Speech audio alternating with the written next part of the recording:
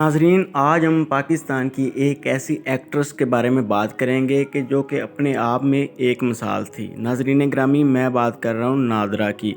Actor Nadira جو کہ انجمن شہزادی کے دور میں اداکاری میں آئی اور آتے ہی اپنے جلوے سے لوگوں کو اپنا دیوانہ بنا دیا۔ ناظرین گرامی، ایکٹر نادرہ کو لوگ وائٹ روز کے نام سے بھی یاد کرتے ہیں۔ ناظرین، بات کر رہے ہیں 1980 کی۔ نادرہ وہ واحد پہلی اداکارہ تھی کہ جس کے پاس اپنی گاڑی تھی اور اداکاری میں آنے سے پہلے اس کے پاس بے شمار دولت تھی، ورنہ جو بھی کوئی ہیروئن آتی پہلے آ کے وہ غربت سے اٹھ کے آ کے پیسہ کماتی پھر آگے چلتی۔ لیکن ناظرین گرامی، اس ٹائم نادرہ کے پاس کافی زیادہ پیسہ تھا۔ جب اسے پروڈیوسر نے پروڈیوس کیا اور فلم کے لیے ہائر کیا تو وہ اپنے گھر سے اپنی پرائیویٹ کار کے اوپر گئی۔ ناظرین گرامی، لاہور کے پوش علاقہ گارڈر ٹاؤن میں نادرہ کا گھر ہے۔ اس ٹائم اس طرح کا گھر اور اتنا بڑا گھر بنانا ایکٹرز کے خواب ہوا کرتے تھے، لیکن نادرہ علی کے پاس ایکٹنگ کرنے سے پہلے ہی یہ گھر موجود تھا، جو کہ ایک کنال کے اندر گھر موجود ہے۔ ملک اعجاز نام کے بندے کے ساتھ نادرہ کی شادی ہوئی۔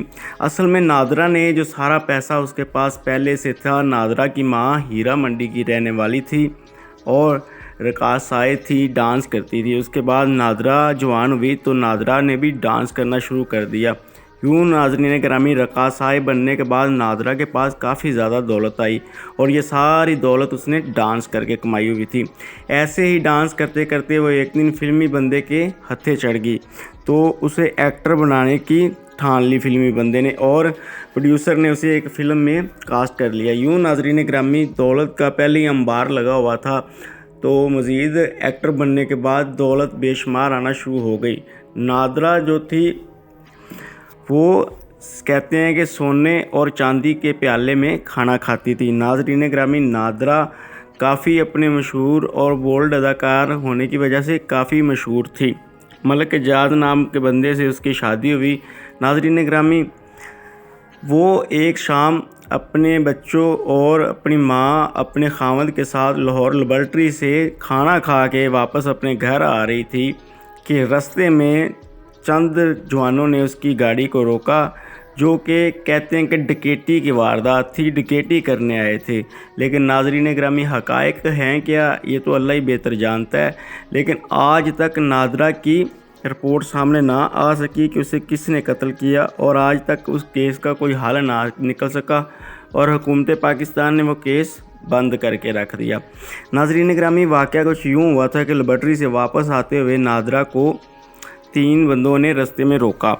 روکنے کے بعد ان لوگوں نے 3 گولیاں نادرہ کے ماری، جو کہ ایک اس کے پہلو میں لگی، ایک جبڑے میں لگی اور دوسری اس کی پیشانی کو چھوتی ہوئی سر کے دوسرے سائڈ سے باہر نکل گئی۔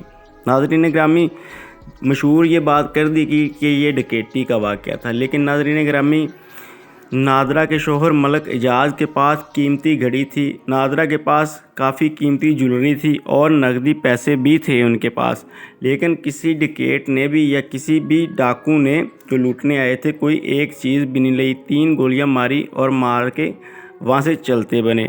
یوں نادرہ کی موت ہو گئی، لیکن فلمی ستارے اور مداح یہ بات ماننے کو تیار ہی نہیں تھے۔ لاہور میں شور مچ گیا کہ اپنے زمانے کی معروف ایکٹر نادرہ علی قتل کر دی گئی ہے۔ یوں ناظرین گرامی، نادرہ کو ہاسپٹل لے کے جایا گیا لیکن وہ بچ نہ سکی۔ پوسٹ مارٹم ہونے کے بعد ان کی قبر لاہور میامی صاحب میں بنا دی اور آج ان کی قبر لاہور میامی صاحب میں ہے، اور قبر کا بھی وہی حال ہے جو دوسری ایکٹرز انجمن شہزادی اور باقی نیلی وغیرہ کی قبروں کا حال ہے۔ یہی کچھ حال نادرہ کی بھی قبر کا ہے۔ لیکن ناظرین گرامی، میں آپ لوگوں کو بتاتا چلوں کہ جب نادرہ علی کا قتل ہوا تو اس ٹائم اس نے ایکٹنگ کو چھوڑ دیا تھا، فلمی دنیا کو چھوڑ دیا تھا اور اس نے توبہ کر لی تھی، یہ رنگینیوں سے دور ہو چکی تھی اور وہ اپنے شوہر اور اپنے بچوں کے ساتھ گھریلو خاتون بن کے گھر میں رہنا زیادہ پسند کر رہی تھی اور ہر چیز سے وہ پیچھے ہٹ گئی تھی۔ نہ تو وہ رقاصہ رہی اور نہ ہی وہ ایکٹنگ کرتی تھی،